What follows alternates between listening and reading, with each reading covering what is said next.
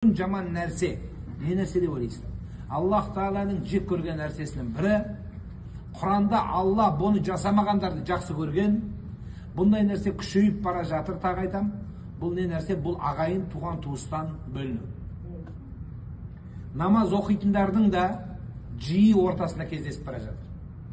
Ағайындардың ішінде араласпау, туған туыстарды менсінбеу, шақырса бармау, өздерінше бөлініп алу,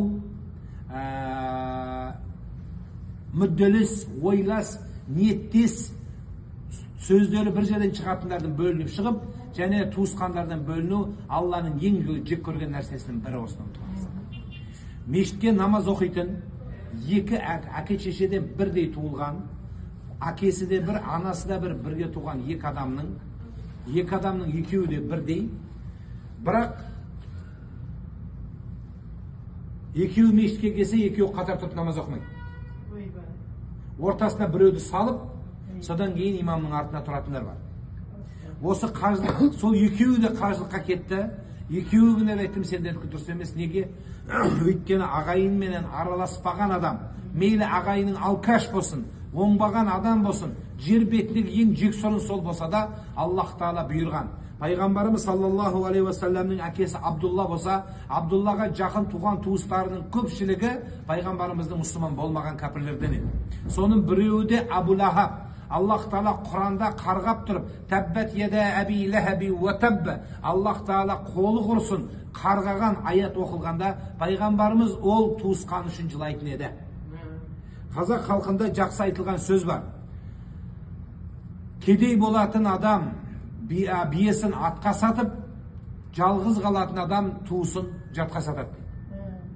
Бауырларымен бір әке, бір шешеден дүниеге келіп, араласпай жүргендер, мен имам болғаннан жиі барам, имам олар Құдай тамақ асқа жиі барғанда, Құданың құдасы, дос, кластас, туысқанның ешқандай қатысы жоқ адамдар үйлеріміздің төрімізде отыратын болды.